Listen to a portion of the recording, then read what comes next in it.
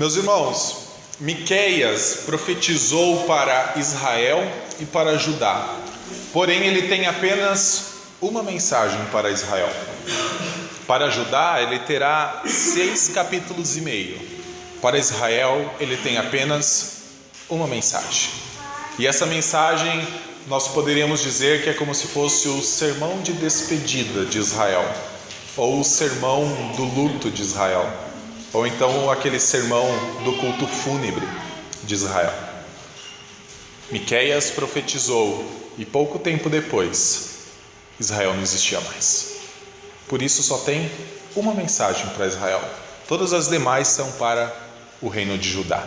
Porque eu falo de 2 reinos? Nós precisamos lembrar que Salomão tinha um reino, e então logo na sequência, por conta dos erros de Salomão, o seu filho Roboão cometeu erros maiores ainda, e o reino se dividiu em 2. Israel era um e virou 2. Israel no norte e Judá no sul. Então nós temos 2 reinos na época de Miqueias. Um reino em que todos os reis fizeram o que era mal perante o Senhor. Não existiu um rei que fez algo bom perante o Senhor. Este é o reino do norte, que é o reino de Israel, que é o da mensagem desta manhã. O outro reino é Judá no sul. Existiram reis bons e reis maus nessa época. Então Judá ainda tem muito da misericórdia do Senhor, porém Israel sem misericórdia. E é isso que nós vamos ver nessa manhã. Antes de lermos o texto inteiro, eu quero ler apenas o versículo 1, para nós sabermos em que momento Miqueias profetiza. Diz assim: palavra do Senhor que em visão veio a Miqueias, morastita, nos dias de Jotão, Acás e Ezequias, reis de Judá, sobre Samaria e Jerusalém. Então, a palavra de Miqueias foi entregue pelo Senhor em uma visão, e ele teve uma visão sobre o que aconteceria tanto com Samaria quanto com Jerusalém. Samaria era a capital de Israel, o reino mau, o reino em que todos os reis fizeram o que era mal perante o Senhor, e Jerusalém é a capital de Judá. Jerusalém foi conquistada por Davi e se tornou então a capital do reino, do império. Lá habitaram reis bons e reis maus. Como nós vemos, Miqueias profetiza numa época em que Jotão, Acás e Ezequias, todos eles reis de Judá, não é mencionado um único rei de Israel. Ele profetiza nesse período, e tirando Ezequias, os outros 2 reis eram maus também. Então, Miqueias está falando um pouquinho sobre Israel, mas a preocupação maior dele é com Judá. Ele quer utilizar o exemplo de Israel para que Judá se arrependa dos seus pecados. Outra informação que nós precisamos é que Miqueias é um morastita, como está no texto. O que significa dizer que Miqueias é morastita? É que ele nasceu na cidade de Moresete. É como nós dizermos que nós somos paulistas. Eu não sou, no caso, eu sou paranaense, sou realezense. Se um dia você quiser descobrir minha cidade, se chama Realeza, no interior do Paraná. Sou realezense, Miqueias era morastita. Só que Miqueias profetizava em Jerusalém. O seu ministério era na grande capital, a cidade fortificada de Jerusalém. Ele era um homem do campo, que vivia entre as pessoas de uma cultura maior, de pessoas com riquezas maiores, e ele precisava acusar justamente essas pessoas dos seus pecados. Um homem mais simples acusando pessoas mais sofisticadas dos seus pecados. Por fim, algo que os irmãos precisam saber é que o nome Miqueias significa quem é como. No original é quem é como. Miqueias, total, quem é como o Senhor. E essa é a mensagem do seu livro. Todos os oráculos, todas as profecias de Miqueias, todos os textos que estão nesse livro têm um objetivo: mostrar para você que não há ninguém como o Senhor. Não há ninguém como o Senhor. Vamos ler o texto inteiro agora, do versículo 1 ao versículo 7, diz assim: palavra do Senhor que em visão veio a Miqueias, morastita, nos dias de Jotão, Acás e Ezequias, reis de Judá, sobre Samaria e Jerusalém. Ouvi todos os povos, presta atenção à terra e tudo o que ela contém, e seja o Senhor Deus testemunha contra vós outros, o Senhor desde o seu santo templo, porque eis que o Senhor sai do seu lugar e desce e anda sobre os altos da terra. Os montes debaixo dele se derretem e os vales se fendem, são como a cera diante do fogo, como as águas que se precipitam num abismo. Tudo isto por causa da transgressão de Jacó e dos pecados da casa de Israel. Qual é a transgressão de Jacó? Não é Samaria? Quais os altos de Judá? Não é Jerusalém? Por isso farei de Samaria um montão de pedras do campo, uma terra de plantar vinhas. Farei rebolar as suas pedras para o vale e descobrirei os seus fundamentos. Todas as suas imagens de escultura serão despedaçadas, e todos os salários de sua impureza serão queimados, e de todos os seus ídolos eu farei uma ruína, porque do preço da prostituição os ajuntou, e a este preço volverão. Até aqui a palavra do Senhor. Vamos orar? Senhor Deus, nós estamos diante da sua palavra, que também é chamada de a tua espada, uma espada de dois gumes, capaz de penetrar a nossa alma e descobrir e revelar a nós os nossos pensamentos. Pedimos que o Senhor faça isso nesta manhã. Com a sua espada, mostre o que é bom e o que é mal em nossa vida. Com a sua espada, puna o que é mal em nossa vida. Com a sua espada, proteja o que é bom em nossa vida.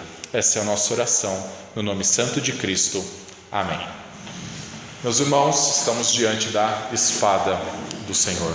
E diante da espada do Senhor, tema ela. Tema a palavra do Senhor. Ela é chamada de espada não por razão diferente. É porque será por meio dela que ele julgará os povos. Nossa mensagem é do profeta Miqueias, que profetizou num período em que o maior império da terra era o Império Assírio. Então, o Império Assírio, desde o ano 745 a.C., começa a conquistar várias regiões ao redor de Israel. Porém, ainda não tinha entrado em Israel na época de Miqueias, pelo menos não em Samaria. É sobre esse império que Miqueias está alertando. Samaria cometeu tantos pecados, o reino do norte cometeu tantos pecados, que Deus enviaria este Império Assírio. Apenas para os irmãos entenderem, o Império Assírio é reconhecido pela sua crueldade. Talvez tenha sido o império mais cruel de toda a existência humana. Diz que eles cometiam atrocidades tais que os outros povos temiam se rebelar por conta do que eles faziam. Primeiro eles conquistavam uma região, e então, para garantir que ninguém mais ia se rebelar, ele pegava e arrancava a maioria das pessoas daquele lugar. É como alguém entrar aqui no Jardim das Fontes, conquistar o Jardim das Fontes e mandar 80%, 70% da igreja embora. Falar, vocês vão morar em outro lugar. Porque vocês que fundaram o Jardim das Fontes, aqueles que têm aí 20, 30 anos, vocês conhecem a história. Vocês sabem como funciona, vocês sabem onde ir no Jardim das Fontes, o que funciona, o que não funciona. O Império Assírio tirava as principais pessoas para que a história não permanecesse naquele lugar, e trazia pessoas de fora. Era como trazer alguém, sei lá, do Imbu para cá, então colocar para morar na sua casa. Era essa forma que o Império Assírio conquistava os reinos que ele colocava como súditos. Só que as pessoas que eram trazidas de outros lugares para habitar na sua casa, na terra dos povos conquistados, elas não chegavam apenas num lugar estranho. Elas chegavam e se deparavam com cabeças penduradas ao longo de toda a cidade. Porque o Império Assírio deixava a seguinte mensagem: se vocês se rebelarem, acontecerá com vocês igual aconteceu com outro povo. O Império Assírio era cruel. O Império Assírio deixava uma mensagem, deixava um exemplo. Quero mostrar para vocês, meus irmãos, que o Senhor também traz exemplos para a nossa vida. E eu quero chamar você a tomar um cuidado para que o Senhor não utilize a sua vida como exemplo de juízo para os outros povos. Mensagem dessa manhã: tome cuidado para a sua vida não ser utilizada pelo Senhor como juízo, como exemplo de juízo para os outros povos. Versículo 2 nos mostra que o Senhor convida todas as nações da terra para um processo judicial. Então a primeira coisa que nós vemos é um juiz é Deus e esse juiz é santo. Primeiro ponto, o nosso juiz é santo. Ele convida todos os povos da terra a ouvir todos os povos, prestai atenção à terra e tudo o que ela contém, e seja o Senhor Deus testemunha contra vós outros, o Senhor desde o seu santo templo.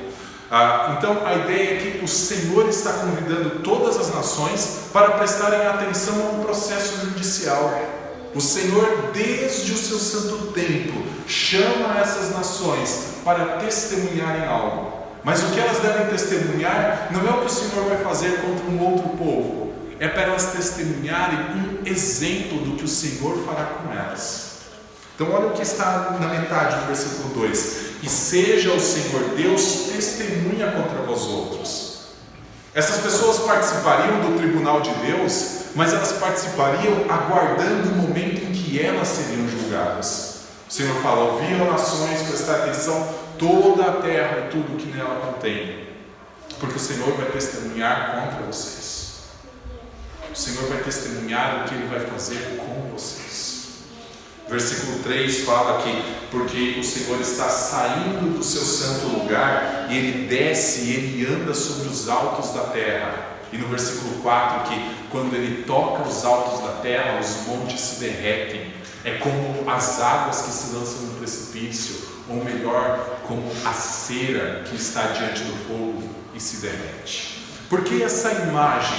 Porque nós temos essa ideia do Senhor saindo para testemunhar contra os povos. E por que essa imagem dos montes se derretendo? Lembram-se quando Moisés tira o povo do Egito com o auxílio do Senhor, por ordem do Senhor? Então eles chegam até o Monte Sinai. E diz que o Senhor desce no Monte Sinai para entregar a lei para Moisés, e o povo começa a ouvir a voz do Senhor de longe, e a voz do Senhor parece como de relâmpagos e trovões, e o monte começa a fumegar, o monte começa a tremer, o monte começa a se consumir, porque onde o Senhor se faz presente, as coisas se consomem, porque o Senhor é um Deus santo. O Senhor é um Deus tão santo que Ele falou para Moisés: não pode subir uma pessoa além de você para esse monte. Inclusive, se um animal colocar o pé no monte, esse animal será morto. Eu matarei esse animal na hora. Lembram-se quando Deus chamou Moisés na sarça ardente que pegava fogo e não se consumia? Primeiro Ele fala: Moisés, tira as sandálias, porque o lugar onde você está chegando é um lugar santo. Monte Sinai se tornou um lugar santo, e nós vemos todo esse movimento como se tudo estivesse se consumindo, como se tudo estivesse se derretendo no Monte Sinai.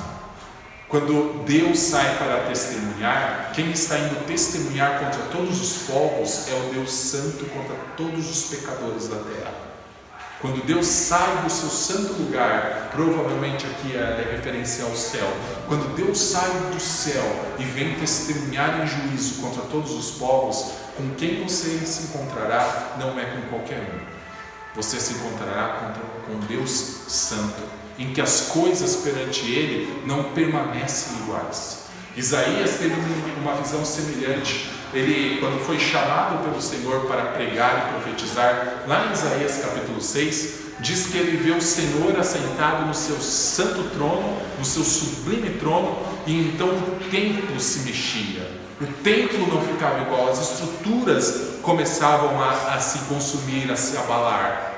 O lugar se enchia de fumaça, porque é a presença santa do Senhor. Então Isaías compreendeu que ele estava diante de alguém santo. Isaías fala: ai de mim, porque eu sou um pecador. Meu irmão, ai de você, ai de mim, ai de nós, se nós não considerarmos quem é como o Senhor. Se nós não considerarmos que não há ninguém igual ao Senhor. Um dia todos nós, estaremos diante do Senhor. Estaremos diante desse Deus santo para juízo. Como Ele irá te encontrar? Você sabe com quem você irá se encontrar? Miqueias quis mostrar isso. O Senhor testemunhará contra todas as nações. Só que quem é o juiz é santo. Se preocupe com isso. Quando nós saímos de nossas casas, nós nos encontramos com várias pessoas. mas nós nos portamos de maneira diferente com algumas e com outras. Você encontra o seu amigo no ponto de ônibus, você cumprimenta, todo alegre, feliz, dá um abraço, brinca, zoa ele por conta do time que perdeu no dia anterior. Mas quando você chega diante do seu chefe, talvez, a sua postura é diferente, a sua postura é mais séria. Ainda mais se você encontra esse chefe pela primeira vez. Você sabe diante de quem você estará no dia do juízo? Miqueias diz: quem é como o Senhor? O seu nome diz: quem é como o Senhor? Não há ninguém tão santo quanto o Senhor. Você estará diante dele nesse dia. Segunda coisa que Miqueias vai nos mostrar é que esse juiz pode te surpreender. Este juiz pode te surpreender. Por que todas essas coisas? Por que o Senhor sai do seu lugar? Por que os montes se derretem? Por que as coisas mostram o poder do Senhor e se consomem diante da sua presença? O povo que está escutando essa profecia é um povo que foi chamado pelo Senhor. Como nós lemos em 2 Reis, o Senhor tirou esse povo do Egito, tirou com mão poderosa, o Senhor fez uma aliança com eles. O Senhor deu os estatutos, o Senhor enviou profetas diante deles. Eles tinham um relacionamento com o Senhor, eles eram o povo do Senhor. Lá em Deuteronômio diz que o Senhor escolheu eles, não porque eles eram bons, não porque eles eram grandes, mas o Senhor escolheu eles porque o Senhor amou eles. Porque eles eram pequenos, o Senhor amou eles. Era um povo que conhecia o Senhor, era um povo que se relacionava com o Senhor. Então eles ouviam os profetas falarem, e eles falavam: o Senhor vai julgar todas as nações, e menos nós. O Senhor vai trazer juízo, vai trazer a sua espada, o Senhor vai vir, os montes vão se derreter, o céu vai ficar em chamas, o sol vai se escurecer, como as outras profecias dizem, menos nós vamos sofrer tudo isso, porque nós somos o povo do Senhor. Isso é uma arrogância. Porque este povo, apesar de carregar o nome do Senhor, o título de povo do Senhor, vivia bem longe do Senhor. Na aparência, era povo do Senhor, mas no oculto, não era povo do Senhor. Você carrega um título, você é cristão. Você se parece com Cristo? Ou você busca se parecer com Cristo? Essa é a pergunta que esse versículo 5 nos mostra. Por que todo esse movimento? Por que Deus sai do seu lugar para julgar todas as nações? O versículo 5 fala: tudo isto por causa da transgressão de Jacó e dos pecados da casa de Israel. Qual é a transgressão de Jacó? Não é Samaria? E quais os altos de Judá? Não é Jerusalém? Veja que Deus utiliza dois nomes diferentes aqui. Tem três nomes, aliás, no texto: Jacó, Israel e Judá. Apenas para nós entendermos com quem ele está falando. Quando ele fala Jacó, nós precisamos lembrar da história de que Jacó tinha esse nome, mas Deus mudou para Israel. Tem um momento em que Deus faz aliança com Jacó, Deus fala: não será mais esse seu nome Jacó, porque esse era o seu nome antes de se relacionar comigo, mas agora o seu nome será Israel, porque você vai ser pai de uma grande nação. Então Deus mudou o nome de Jacó e transformou em nome de Israel. Basicamente a ideia: antes de Deus, Jacó; depois de Deus, Israel. Só que veja que o versículo 5 fala: tudo isso por causa da transgressão de Jacó. Ele não fala transgressão de Israel. Primeiro ele fala transgressão de Jacó, e dele faz a pergunta: qual é a transgressão de Jacó? O reino do norte já não era nem mais considerado como o povo que passou pelo contato, pelo relacionamento com Deus. Era considerado como todas as nações ao redor, inimigo de Deus. Não é mais como se fosse Israel, que o Senhor chamou e mudou o nome de Jacó para Israel. É como se fosse antes de se relacionar com Deus. Mas eles não tinham a lei, eles não se relacionaram com Deus, eles não tinham até um determinado momento o templo diante deles, mas agora é como se eles nem tivessem conhecido o Senhor. É como se eles fossem Jacó, antes de Deus mudar o nome para Israel. Qual é a transgressão de Jacó? Samaria. Quem personifica, quem mostra todos os pecados de Jacó? A capital Samaria. Se nós lermos outros profetas, vai dizer que as pessoas, Amós capítulo 6, versículo 1, diz que as pessoas em Samaria andavam tranquilas, andavam dizendo assim: quando será o dia mau? O dia mau do Senhor, esse dia de juízo, nunca vai chegar até nós. Elas andavam tranquilas, dizendo: nós somos o povo do Senhor. Então nós não precisamos nos preocupar com o juízo. Nós não precisamos nos preocupar com este momento terrível que mostra o poder de Deus. Nós somos o povo. Diz que as pessoas andavam à vontade em Samaria. À vontade a tal ponto que as pessoas começavam a tramar, ainda dormindo, o mal que fariam no dia seguinte. Elas não se preocupavam com Deus. Não se preocupavam que um dia estariam diante de um Deus Santo. Elas se preocupavam apenas como nós vamos viver amanhã. E elas estavam tão à vontade, achando-se tão seguras, tão iludidas com a sua posição, que elas maquinavam, ainda em sua cama, o que elas fariam na manhã seguinte. Diz que as pessoas se deitavam nas suas camas e começavam a pensar: como nós vamos explorar os pobres? Como nós vamos adulterar as balanças? Como nós vamos trocar uma sandália cobrando bem mais? Como nós vamos comercializar ou fazer políticas que beneficiem a nós e não aos outros? Por quê? Falsa segurança de ser povo do Senhor gera práticas erradas. Se você vive praticando coisas erradas, e isso não é um acidente, vou trazer algumas vezes essa ilustração, isso não é o pneu furado a cada 100 mil quilômetros, é o pneu furado a cada 50 quilômetros. Se isso é constante na sua vida, talvez você esteja iludido com a sua posição como povo de Deus. Samaria, Israel, que nem mais Deus chamava de Israel, chamava de Jacó, estava iludido. E pelo fato de acharem que está tudo tranquilo, continuavam nos seus maus caminhos. Ele continua dizendo qual é a transgressão de Jacó, e depois ele fala: não é Samaria? E no final do versículo 5: e quais os altos de Judá? Não é Jerusalém? Quais os altos de Judá? Não é Jerusalém? Para nós entendermos isso aqui, nós precisamos entender o que é um alto.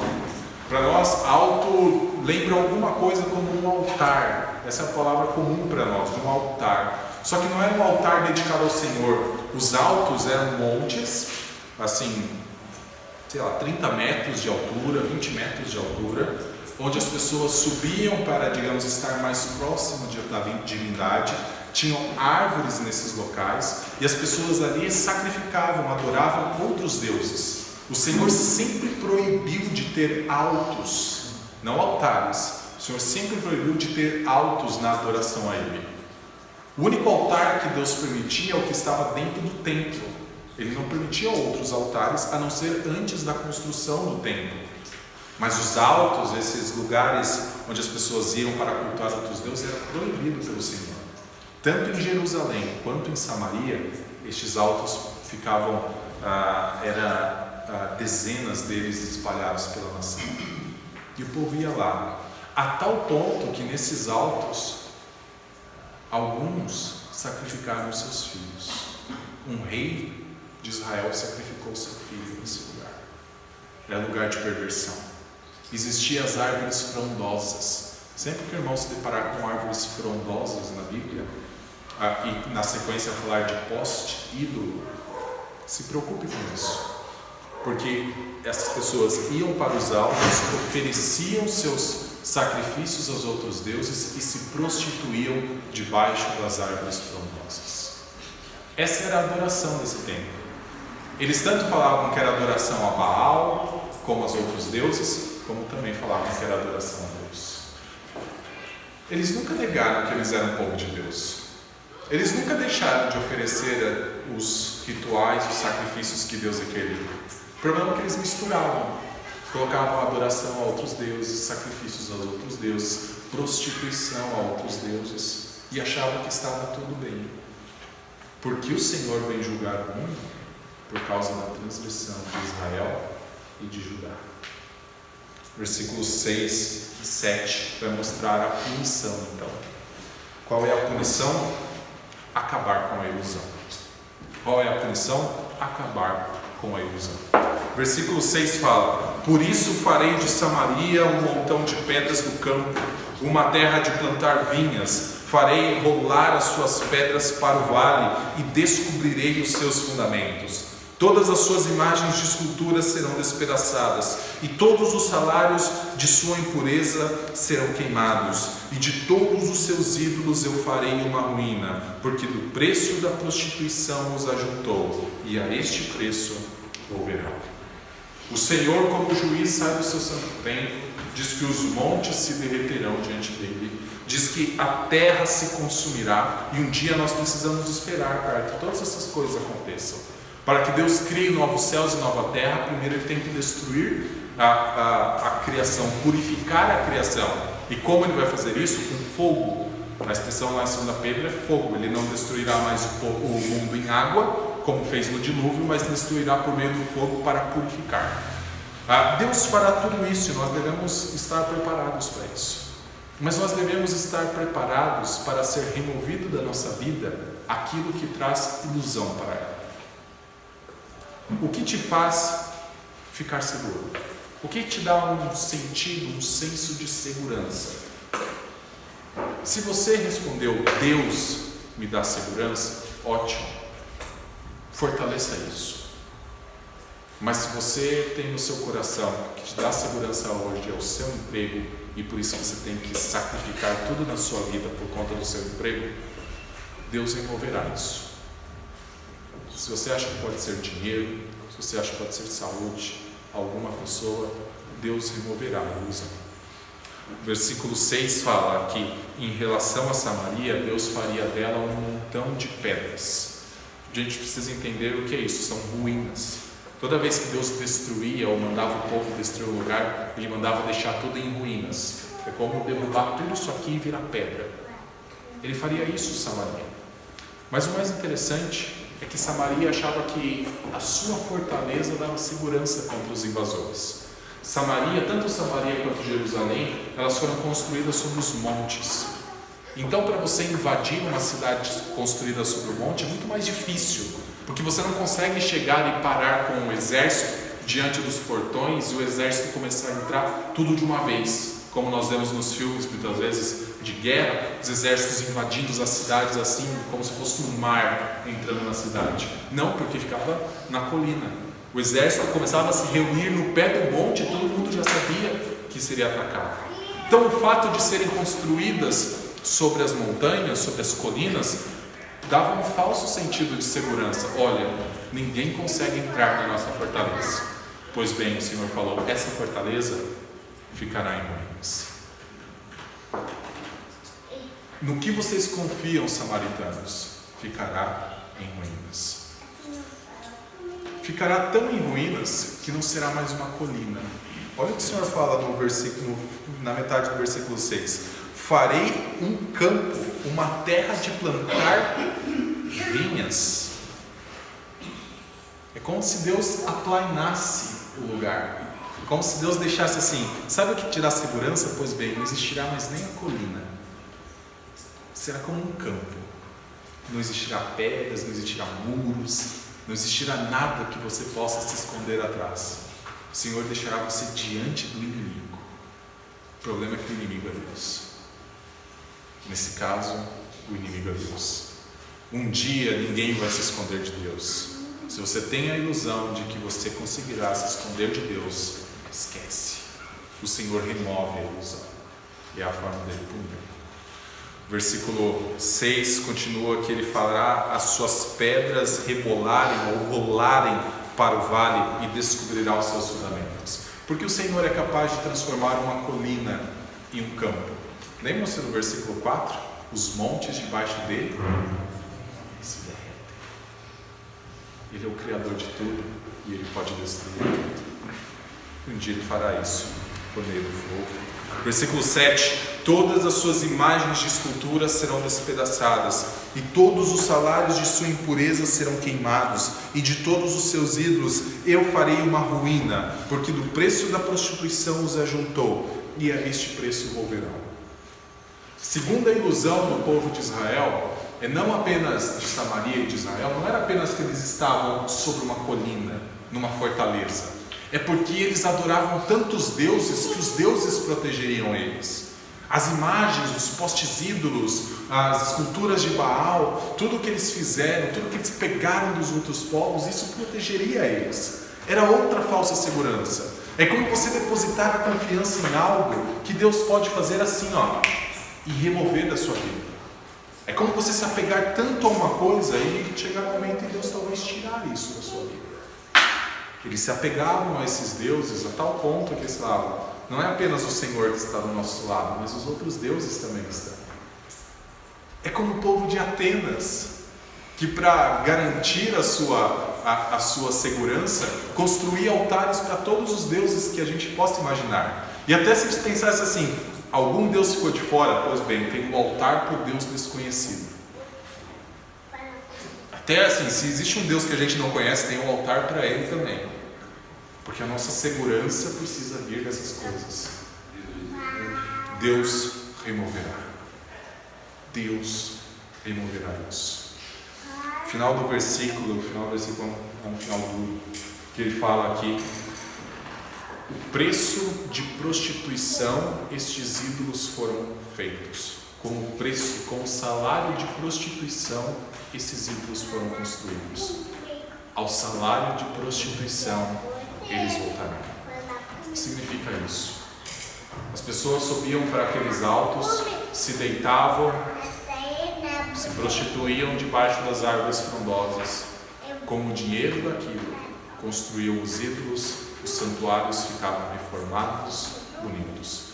Pois bem, Deus fala: um dia a nação assíria invadirá Samaria, e o que vocês construíram com o salário de prostituição, eles vão utilizar para pagar a prostituição deles.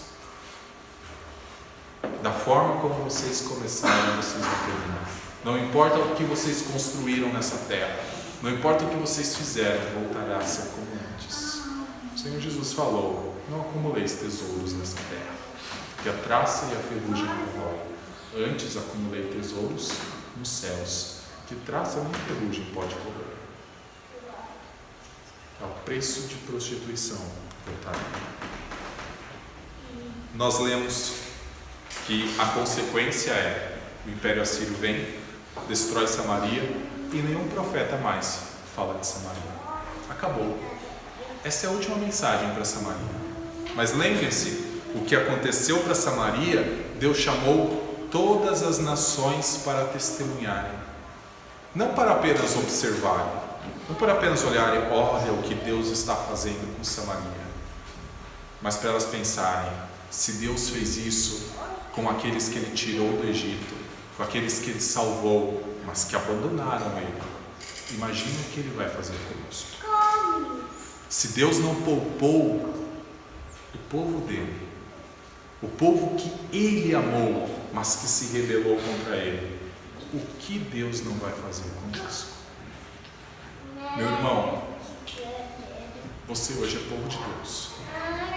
Nós somos uma igreja que entende aliança, em que nós batizamos as pessoas na sua fé em Jesus Cristo, inclusive batizamos os filhos na fé das pessoas. Só que o batismo não salva. O batismo é apenas um sinal, mas o batismo não salva. O fato de você ser membro dessa igreja não te salva. O fato de você vir aqui domingo pela manhã adorar ao Senhor não te salva.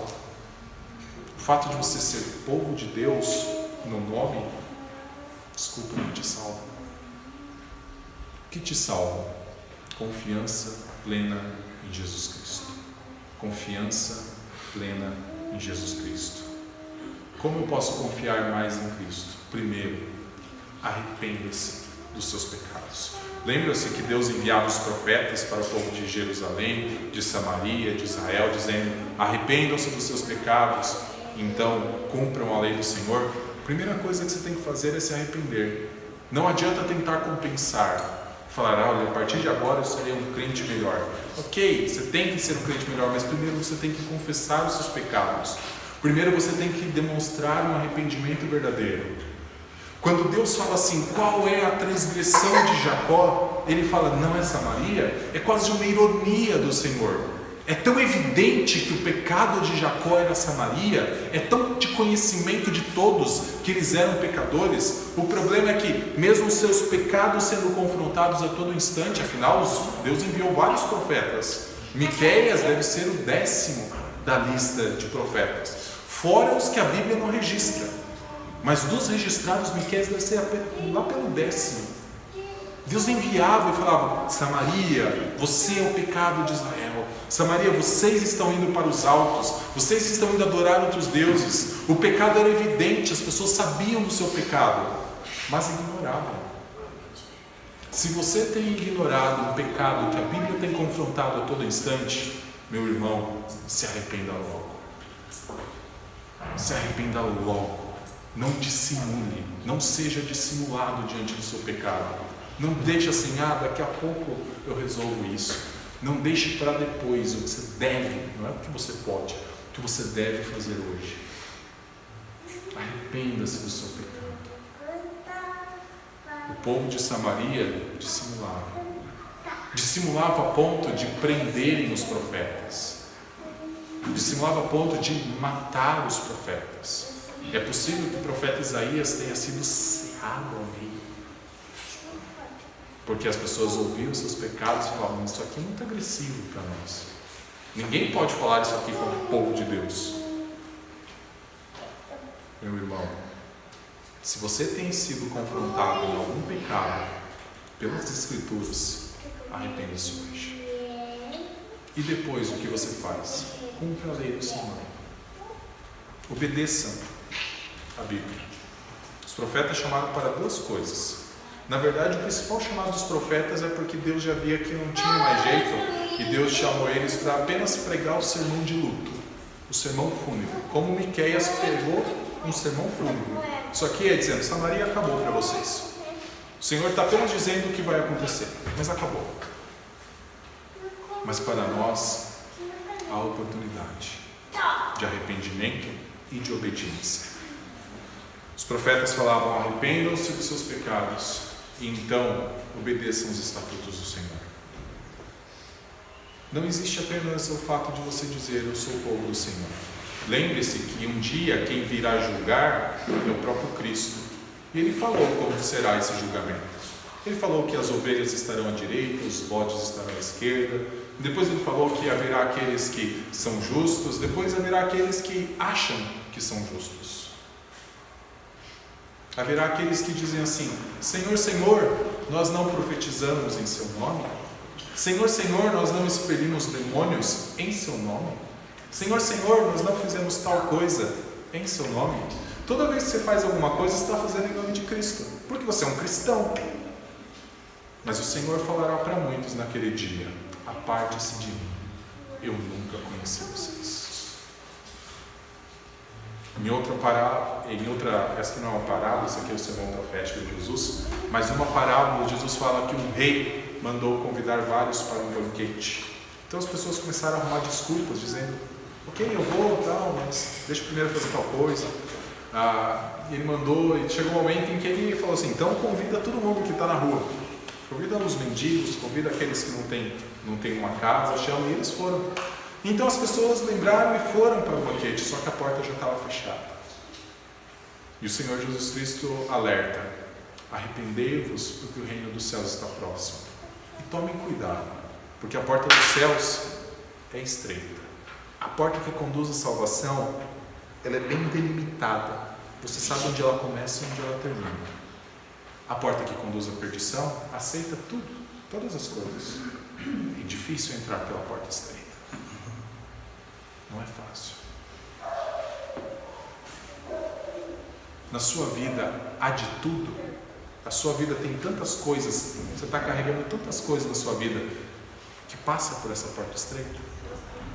Ou você está carregando tantas coisas que somente a porta larga permite passar. Um dia o Senhor vai arrancar essas coisas. O problema é que o Senhor arranca. E quando Ele arrancar, Ele tira você da presença dEle. Meus irmãos, precisamos nos arrepender, abandonar as nossas falsas ilusões e crer somente em Cristo Jesus. Lembra-se qual é o nome de Miqueias? Miqueias significa quem é como o Senhor. Miqueias termina mostrando quem é como o Senhor, graças a Deus. Abra em Miqueias capítulo 7.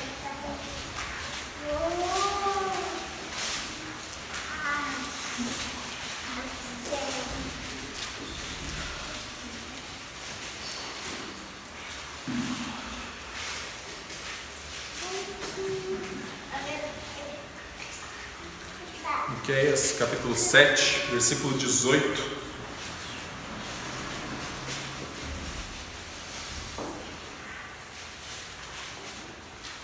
Graças a Deus, porque o livro que começa com o nome de Miqueias termina com o nome de Miqueias. Não estou dizendo que termina dizendo Miqueias, mas o significado do nome de Miqueias. Nesta manhã nós aprendemos quem é como Deus, um juiz santo. Quem é como Deus, um juiz que um dia virá julgar as nações, julgará os povos e pode utilizar muitos que tinham o nome de povo de Deus como exemplo de punição. Mas o livro de Miqueias termina com a seguinte mensagem, versículo 18: quem, ó Deus, é como tu, é semelhante a ti, que perdoas a iniquidade e te esqueces da transgressão do restante da tua herança? O Senhor não retém a sua ira para sempre, porque tem prazer na misericórdia. Quem é tu, Senhor, semelhante a ti? Quem é semelhante a ti? Que perdoas a iniquidade e te esqueces da transgressão do restante. Se a Bíblia é sua, sublinha essa palavrinha, restante da sua herança. Não é o todo da sua herança, mas apenas uma pequena parcela. A porta é estreita, meus irmãos, mas o Senhor é um Deus que tem prazer em misericórdia. E se nós confessarmos o nosso pecado, se nós nos arrependermos diante dele, o Senhor perdoa a nossa iniquidade, o Senhor restaura as nossas vidas e o Senhor nos faz caminhar pela porta estreita. Vamos.